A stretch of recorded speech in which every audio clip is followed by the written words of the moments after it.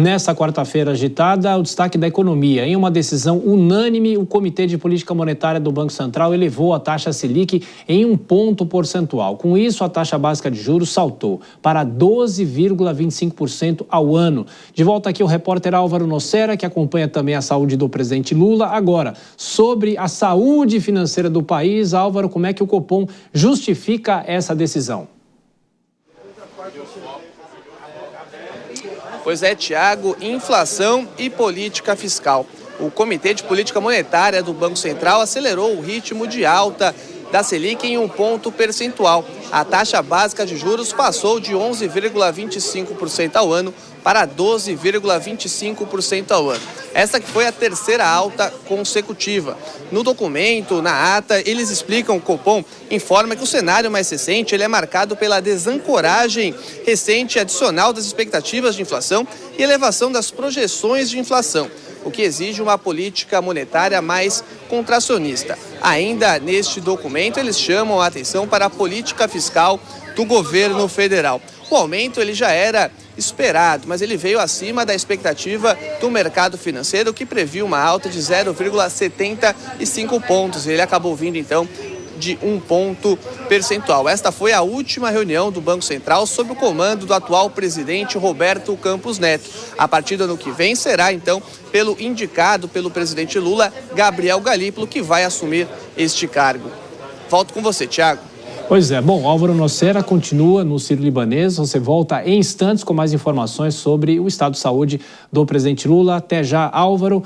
Bom, e o que representa essa alta dos juros para os brasileiros? O nosso convidado agora é o doutor em economia, diretor nacional do IBMEC, Reginaldo Nogueira. Como vai, Reginaldo? Mais uma vez, muito obrigado por participar aqui da programação da Jovem Pan. Muito bem-vindo.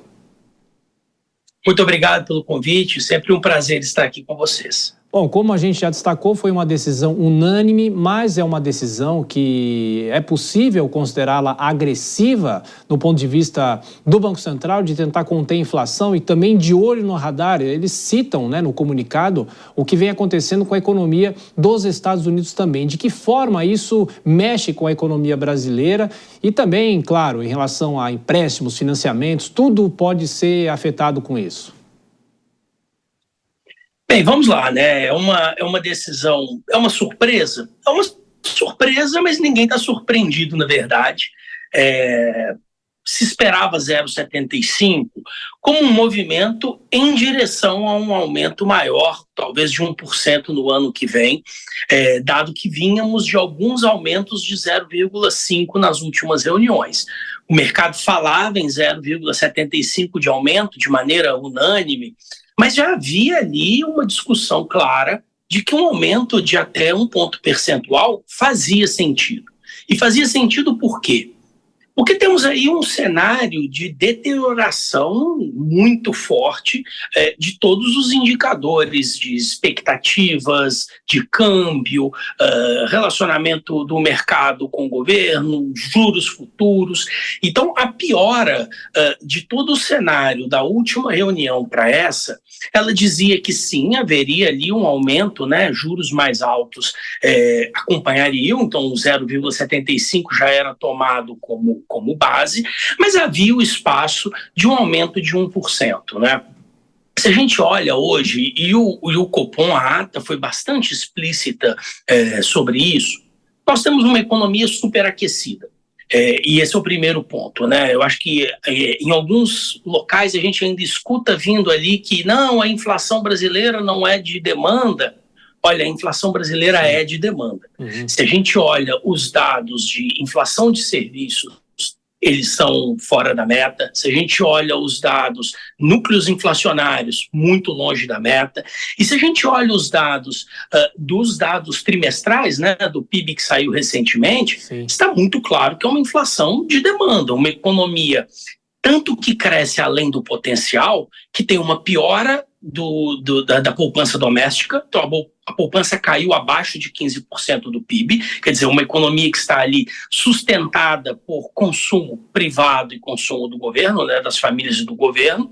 Piora do setor externo, então, quer dizer, a demanda está tão agressiva que uma parte dessa demanda está vazando para o resto do mundo, né, vamos dizer assim, com o pior aumento muito forte das importações, porque a oferta doméstica já não consegue mais atender a demanda nacional. Então temos ali um cenário claro em que os juros estão baixos demais, casado com uma piora dos indicadores fiscais e das expectativas que tem colocado aí juros mais altos. Quer dizer, quando a gente olha todo esse cenário, havia ali há componentes para que esse aumento mais forte viesse, como ele acabou vindo, né? E mais do que isso, já com indicações do Copom de que esse pode ser o primeiro de uma sequência de 3 aumentos de 1%. Pois é, aí os juros chegariam a quase 15% ou talvez mais, não é? Há espaço para isso e o impacto na economia, isso segura a inflação? Porque muito se fala que é o remédio amargo, não é, Reginaldo? De que forma que há esse momento em que a inflação pode dar uma freada por causa da alta dos juros? Bom, é um remédio amargo, com certeza, né? Eu acho que isso não tem dúvida para ninguém.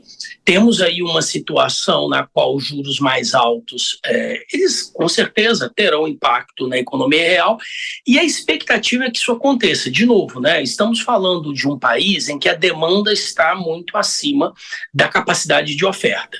A poupança está muito baixa. Nós temos dificuldades de entregar a produção doméstica, de suprir essa demanda local.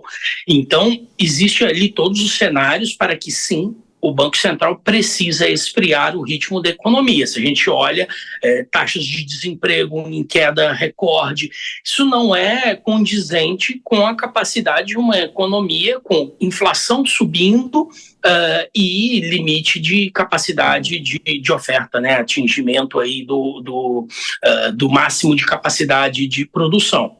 Sim. Então teremos sim uma economia esfriando. Eu acho que esse é um cenário que não é muito como podemos escapar.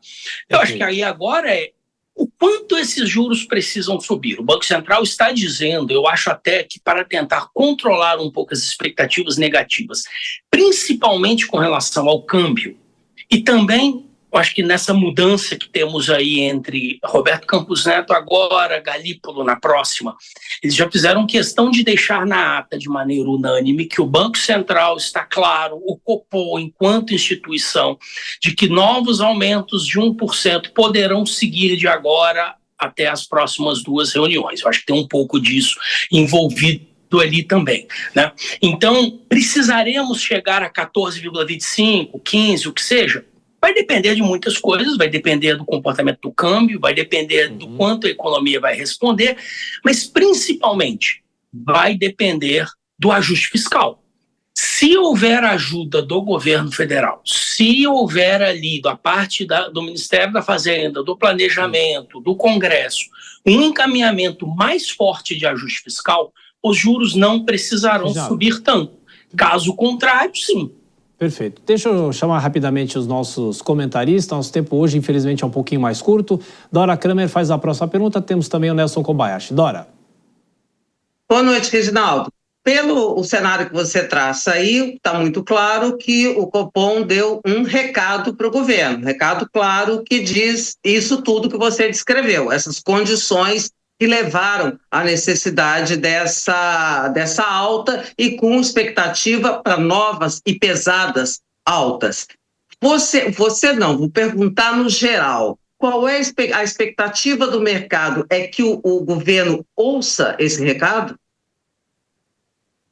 Difícil saber, Dora, difícil saber, porque a decepção com relação ao pacote fiscal foi muito grande.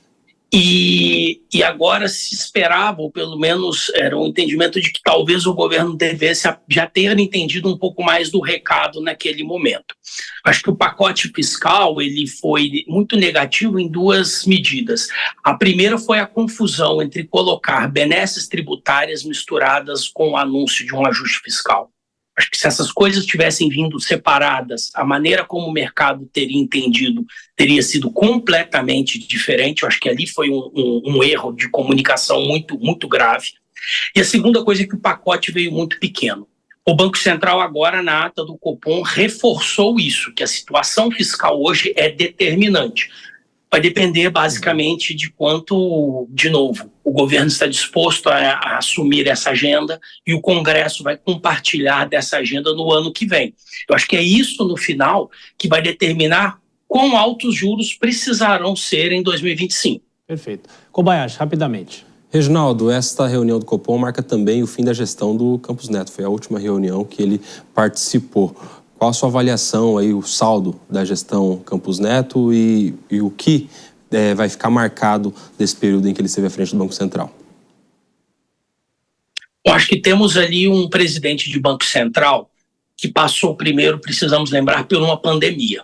Então, acho que podemos ali criticar momentos de juros. Eu acho que tanto que a crítica sobre juros altos, que talvez hoje com a inflação fora da meta e em crescimento parece um pouco fora de contexto, mas também havia muitas críticas sobre os juros talvez tenham caído demais durante a pandemia. Então, existe ali dificuldades de avaliar ali o cenário, mas num momento de crise internacional complexo. Então, é preciso colocar ali em contexto que foi um momento que, para a política monetária, não só brasileira, mas internacional, os bancos centrais todos foram colocados em teste. Então, tivemos ali uma recessão muito grande em 2020 e 2021 pela pandemia, com uma inflação global na sequência, também fora de padrão aí histórico. Nesse meio tempo ali, né, ele basicamente se conduziu muito com o que os outros bancos centrais das principais economias do mundo vinham fazendo, até um pouco mais rápido, né? Os juros brasileiros começaram a subir antes até do que grandes economias, né, do G7 tivessem notado já que a questão da inflação era tão alta. Tivemos ali o PIX e também inovações regulatórias importantes, mas para mim esse será lembrado, Roberto Campos Neto, e esse momento será lembrado por uma mudança institucional que nós esperávamos no Brasil há décadas, que foi a independência do Banco Central. Eu acho que mais do que tudo, ele foi um banco central, um banqueiro central indicado por um governo, que seguiu pela metade de um governo seguinte, sem ruptura, sofrendo ali todo tipo de pressão, mas mantendo seu trabalho. Eu acho que é isso que devemos lembrar desse período. Ô, Reginaldo, e rapidamente também, apelando para a sua bola de cristal, hoje o dólar chegou a R$ 5,96, ou seja, abaixo de R$ 6, algo que não acontecia desde o mês passado. Há espaço para novas sequências de queda? O que é mais primordial para que isso continue acontecendo? No limite, ele vai depender bastante da questão fiscal para acalmar o mercado e mostrar aí uma trajetória mais sustentável. Eu acredito de qualquer forma que um aumento mais forte dos juros e essa sinalização de que os juros devem continuar subindo, se necessário, durante o governo a nova administração de Galípolo, isso deve dar alguma tranquilidade para o câmbio, né? Então, pelo menos, esse é um pouco do que eu espero, dado essa medida de hoje. Perfeito. Reginaldo Nogueira, doutor em Economia e diretor nacional do IBMEC. Muito obrigado pela sua gentileza mais uma vez e volte sempre. Um abraço. Muito obrigado, boa noite.